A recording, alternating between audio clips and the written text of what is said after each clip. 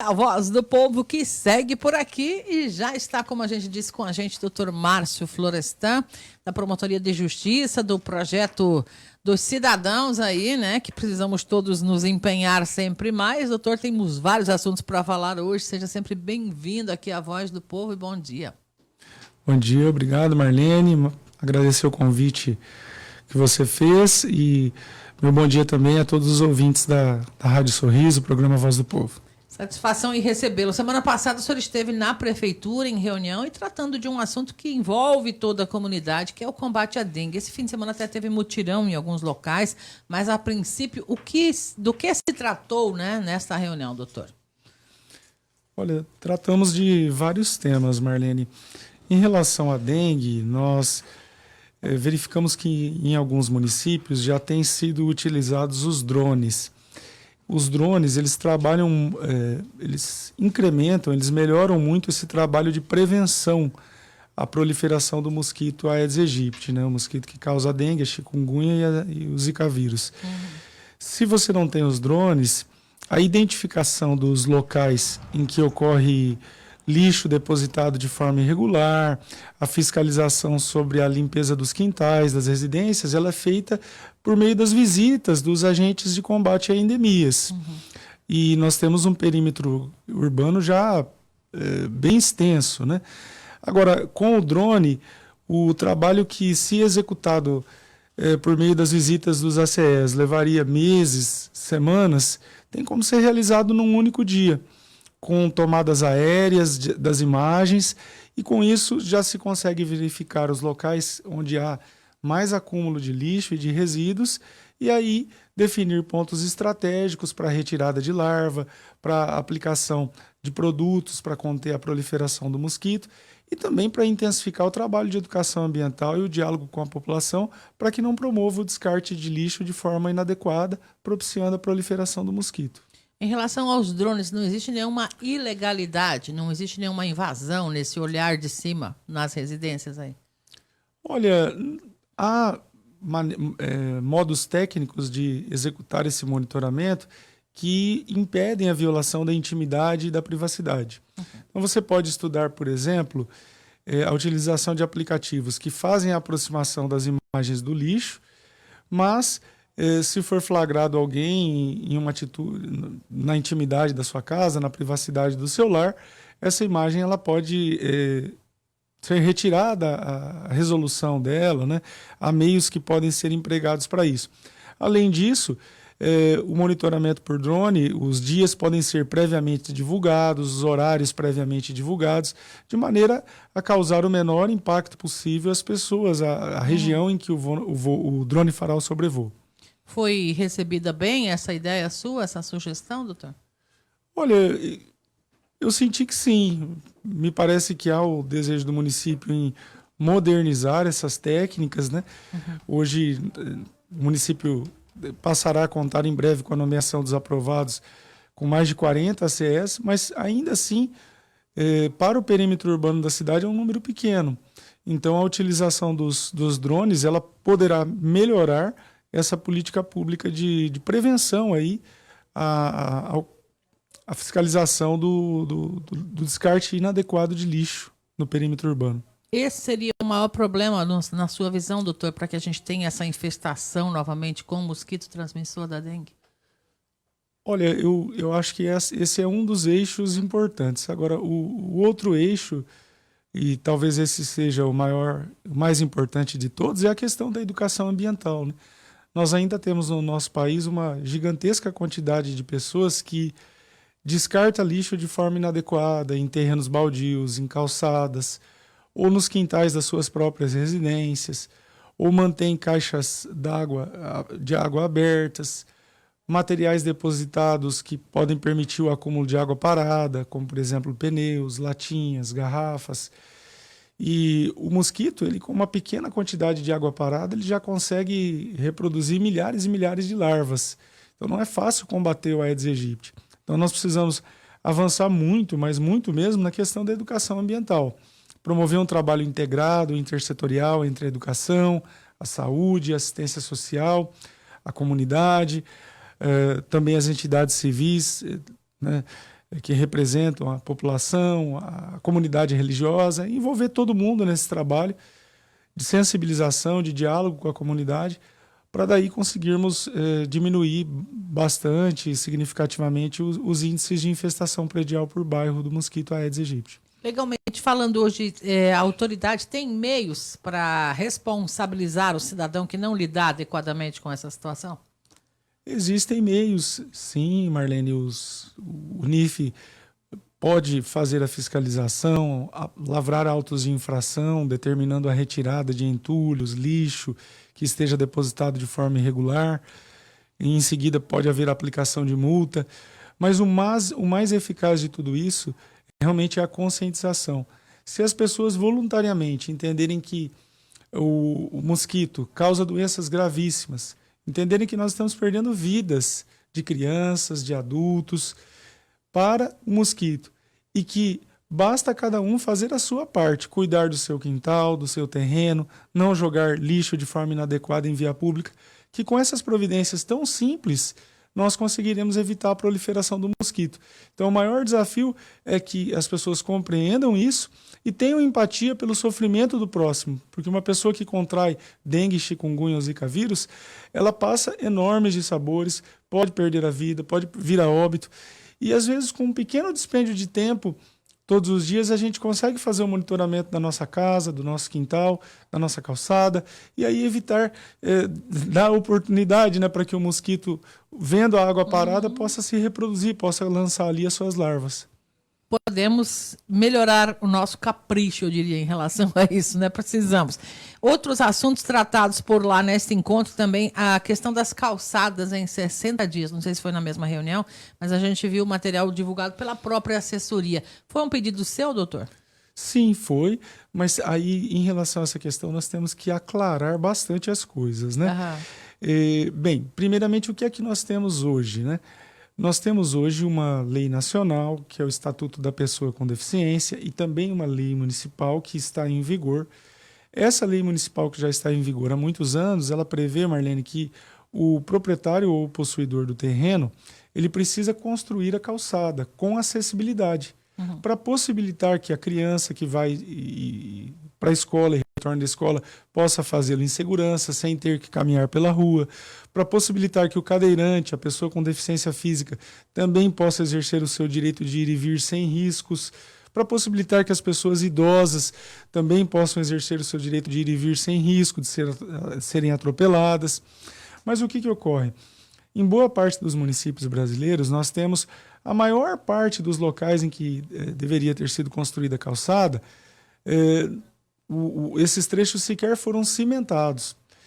E também nós não temos o cumprimento das normas da ABNT que garantem a acessibilidade.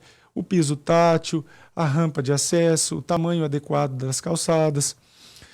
Então é preciso que esse problema ele comece a se caminhar para uma solução. Agora, nós não propusemos que a cidade toda seja notificada para construir calçadas. O que nós propusemos é que o município de Sorriso estabeleça um plano identificando prioritariamente quais são as vias públicas que têm a maior circulação de veículos. Seriam as prioridades, no caso. Sim. Nesse sentido. E as vias públicas com maior circulação de veículos e de pedestres.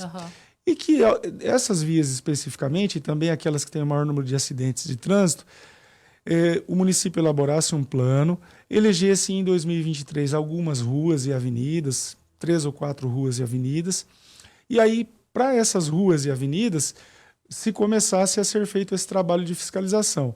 Mas nós sugerimos ao prefeito uma alteração da lei municipal. A lei municipal em vigor hoje, que já foi aprovada há muitos anos, ela prevê que o proprietário ou possuidor do terreno, quando ocorre a fiscalização pelo município, se ele não construiu a calçada, a lei municipal prevê a aplicação de multa. Nós propusemos ao prefeito que seja analisada a possibilidade de uma mudança na lei municipal para retirar a aplicação da multa. Porque a multa não resolve o problema. A multa Vai continuar sem calçada. Vai continuar sem calçada. Então, o que nós propusemos? Que o município estabeleça um plano de construção de calçadas padronizadas para garantir o direito de ir e vir em segurança dos nossos pedestres, cadeirantes, idosos, estudantes e de todas as pessoas em geral, né, que caminham pelas ruas. Defina algumas ruas por ano para ir se fazendo as calçadas padronizadas.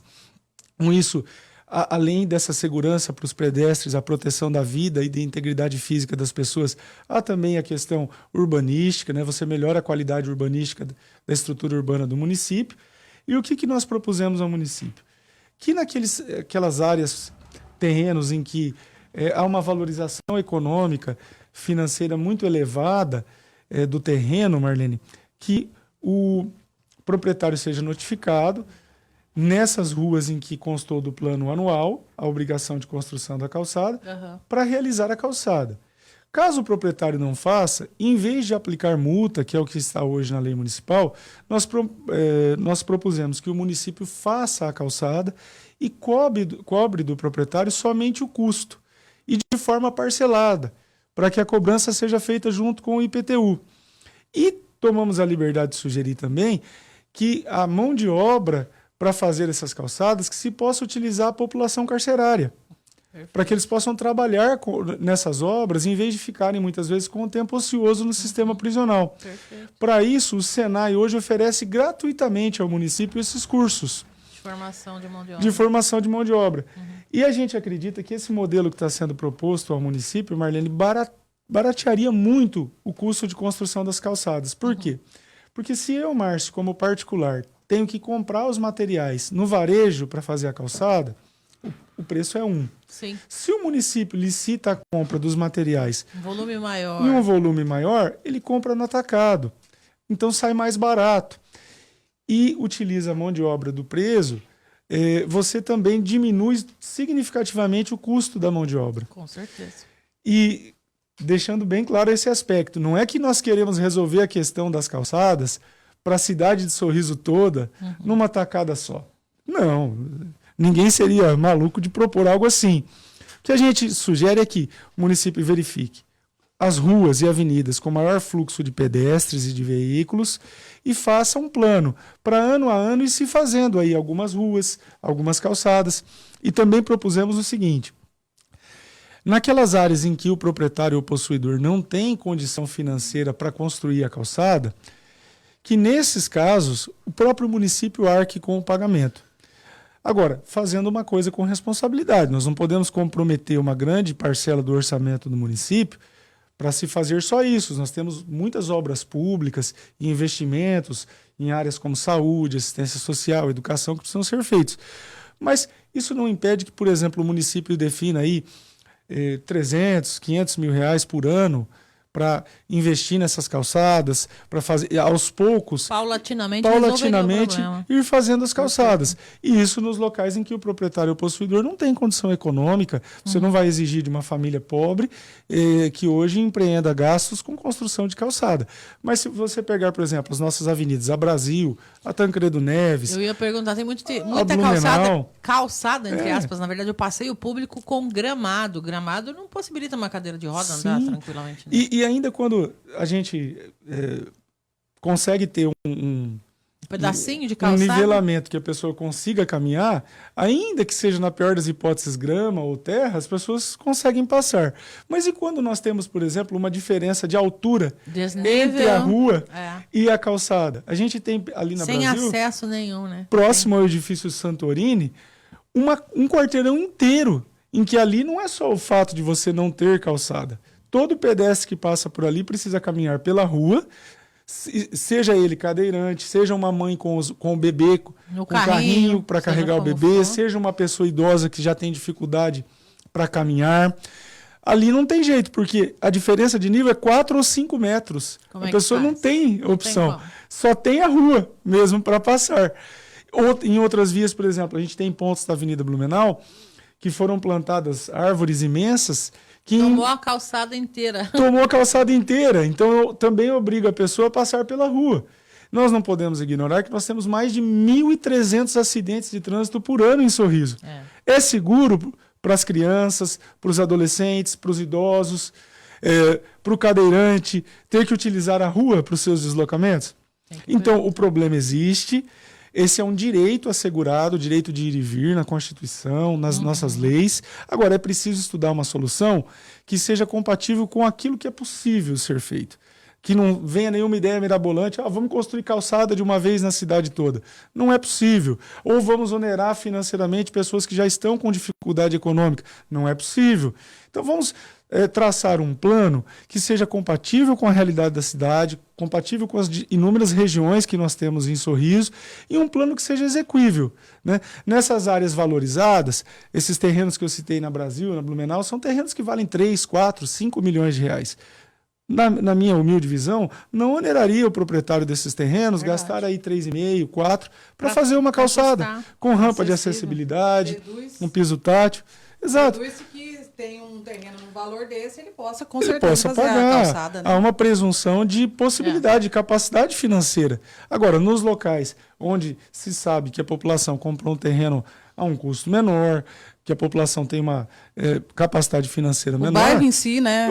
Os bairros. Aí você tem que estudar outras possibilidades. Aí talvez o município ir aos pouquinhos, ano a ano, fazendo calçadas, principalmente perto de órgãos públicos, de unidade básica de saúde, de escola, nesses locais que a população precisa ter acesso, né, aos serviços públicos, para que a população possa fazê-lo com segurança, sem ter que transitar pelas ruas. Muito bem. A gente segue aqui aproveitando a presença, né, do Dr. Márcio Florestan, que nos brindou hoje com a sua vinda um tempinho da agenda para a gente conversar um pouco sobre ações várias e sempre em prol do cidadão. Outro assunto que o doutor conversou também com a gestão municipal foi a questão da maternidade, dos serviços de maternidade. Já podemos falar que a gente tem uma resolução em relação a isso, doutor?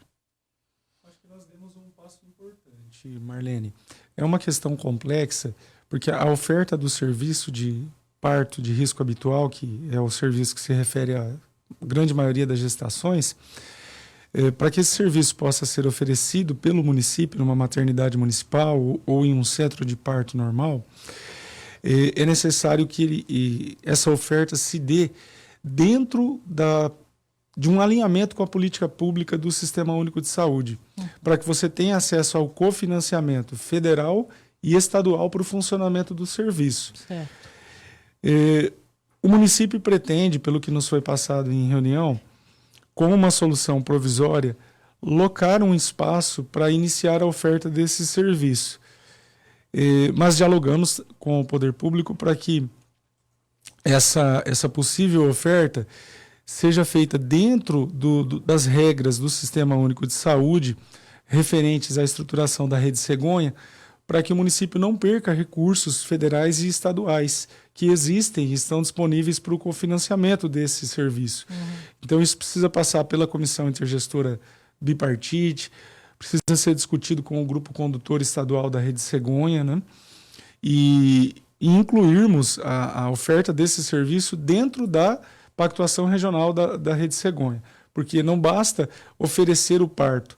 Você tem, por exemplo, que ter o leito de retaguarda, a UTI neonatal, caso haja alguma complicação no parto e a criança precise ser regulada para uma UTI neonatal, para um atendimento mais complexo. Então, toda essa contratualização dos serviços que estão relacionados ao parto precisa ser feita com a Secretaria Estadual de Saúde, com o Ministério da Saúde. Para isso, o prefeito decidiu implantar um grupo para buscar informações sobre esse cofinanciamento, para que esse desenho do serviço de parto normal seja feito em conformidade com a legislação, para não se perder recurso federal e estadual. E um outro aspecto, Marlene, caso os municípios aqui da região queiram utilizar o serviço de parto de risco habitual para uma maternidade municipal, eles precisam contratualizar isso com o município de Sorriso e ajudar a custear a oferta desse serviço. Então, municípios, por exemplo, como Ipiranga do Norte, Vera, Feliz Natal, Nova Biratã, caso eles pretendam utilizar o serviço da maternidade municipal, de Sorriso, eles precisam daí ajudar a pagar a conta. Isso, exatamente, proporcionalmente, né? Considerando o número de partos realizados pelas gestantes de cada município. Muito bem, outro assunto recorrente aqui dentro da Voz do Povo e que já está nas mãos da promotoria também é o transporte escolar, né? A gente até encaminhou algumas reclamações das pessoas e o promotor nos dizia aqui em off, antes de voltarmos ao ar, que já existem ações correndo em relação a isso. É isso, doutor? Sim, nós recebemos algumas solicitações, né, de famílias cujos filhos e filhas utilizam os transportes escolar, ouvimos o relato deles sobre os problemas. Fizemos uma reunião com a secretária Lúcia, que prontamente nos atendeu, com as pessoas que atuam nesse setor, e instauramos um procedimento preparatório para apurar as informações. Solicitamos uma vistoria pela comissão que promove as vistorias do transporte escolar. Um dos ônibus, a porta que apresentou problema, a porta já foi consertada. Confirmamos essa informação, mas há outros aspectos que a população reivindica em relação a atrasos, né? Horário inadequado que as crianças estariam chegando aqui, que nós encaminhamos respeitosamente uma recomendação aos setores responsáveis da prefeitura e também à empresa que presta os serviços, para que essas questões que foram apontadas pela população sejam sanadas. Agora estamos aguardando a resposta a essa recomendação e nós acreditamos que o que foi solicitado na recomendação será atendido. Se não for possível resolver aí pela via da autocomposição, aí nós não afastamos a possibilidade de se buscar em juízo a determinação aí de medidas que para superar os problemas que foram narrados aí pelas famílias que fazem uso do transporte escolar, cujos filhos e filhas usam o transporte escolar. Muito bom, vamos acompanhar. O pessoal mandou aqui um questionamento para o senhor dar uma olhada, pedindo que o senhor desse uma olhada nos pontos de ônibus aqui de Sorriso. Outra situação recorrente também, que está lá, licitou, não funcionou, agora parece que relicitou. O senhor está por dentro de alguma situação assim ou nunca chegou nada lá? Estou sim, Marlene. No projeto Com Cidadãos com Voz e Vez, nós temos feito visitas aos bairros. O último bairro que nós visitamos, por exemplo, foi o São Mateus. Uhum. No São Mateus nós só temos uma rua por onde passa o ônibus do transporte coletivo, a Passo Fundo. E lá não havia nenhum ponto de ônibus coberto. Então, o usuário do serviço do transporte coletivo urbano do São Mateus, ele nesse período todo de chuva, ele acaba tomando chuva para poder ter acesso ao ônibus. E o número de vias públicas é muito aquém no bairro do necessário. Como eu disse, uma via pública só, por onde o ônibus tem... bairro inteiro. Para o bairro inteiro. Esse é um problema histórico da falta de estruturação do serviço público coletivo de transporte urbano. Nós tivemos uma evolução em relação a isso. Conversando com o município, a primeira solicitação que nós fizemos foi no sentido de que se elaborasse um projeto novo para a construção de pontos de ônibus. Uhum. Que esses pontos fossem, a partir daí, feitos em conformidade, os projetos com as normas técnicas, e que eles tivessem cobertura para a população não tomar chuva. Uhum. E o setor responsável da prefeitura elaborou o projeto. Lá no São Mateus, eles iniciaram a construção de 2 pontos de ônibus cobertos. Agora já. Serão feitos outros em inúmeros outros bairros da cidade, mas como há um déficit histórico enorme, nós precisamos dialogar com o município para avançar mais rapidamente, né? Ampliar significativamente o número de pontos de ônibus e pontos de ônibus com qualidade, né? Com cobertura, com conforto, com segurança, para o usuário do transporte coletivo urbano. Muito bom acompanhar essas situações, porque a população sofre todos os dias quando falta, né, promotor? Cidadão com Voz e Vez, em que pé está o programa? O senhor disse que teve uma ação nesta semana passada lá na zona leste da cidade, é isso? Sim, nós realizamos o 6º mutirão de atendimento nos bairros. E na sexta-feira nós fizemos um mutirão na Praça Céu para atender os bairros da população da zona leste. Também na semana passada nós oferecemos a capacitação, curso de capacitação para os presidentes das associações de moradores recém-eleitos. Entregamos a eles modelos de abaixo-assinado, ofícios pedindo aos poderes públicos melhoramentos para os bairros. Explicamos para eles toda a legislação que ampara a atuação das associações de moradores. Propusemos um modelo de atuação com reuniões periódicas, com pautas previamente definidas. Explicamos em que setores da prefeitura precisam ser protocoladas, formalizadas as solicitações de obras e de melhoramentos dos serviços públicos dos bairros. Colocamos o Ministério Público à disposição nos casos de solicitações não atendidas, para que nós possamos dialogar com o poder público. Entregamos num kit de Google Drive os documentos editáveis para eles num grupo de WhatsApp que a gente mantém com eles e trocamos informações ali diariamente. Que bom. Então, um canal de comunicação aberto, plural, que nós temos mantido aí com os presidentes das associações de moradores de todos os bairros de Sorriso. Aproveitando o seu espaço, Marlene, nós temos ali 23 associações de moradores e quase 100 bairros já em Sorriso. Olha que benção. O que significa que 23 em meio a 100, a esmagadora maioria dos bairros não possui ainda associação de moradores. É um ponto que precisamos avançar, né? Democracia participativa, as pessoas conversarem sobre a situação do seu bairro, da região em que elas vivem e buscarem também dialogar com o poder público em busca de investimentos, de melhoramentos para a qualidade de vida da população em cada região e bairro da cidade. Muito bem, eu preciso encerrar com as TVs, né? Cidade Verde, SBT, já são 11h15 e vão seguir, respectivamente, com as suas programações.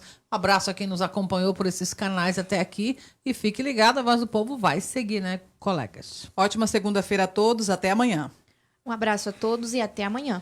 Doutor Márcio, algo mais que seja importante dizer, essa questão da participação das associações, nas associações, talvez uma orientação sobre como começar? De repente tem um bairro novo e tem alguém nos ouvindo aí que nem interessa. O que tem que fazer? Qual é o primeiro passo? Olha, nós temos hoje todo um material pronto. Nós elaboramos um kit contendo o estatuto, os procedimentos que são necessários para criar uma associação de moradores, o edital, a organização da assembleia, para a criação da diretoria. Temos os modelos também de funcionamento da associação, os convites para a reunião, os modelos de ata. E temos esse material tudo pronto, resumido, organizado em link no Google Drive.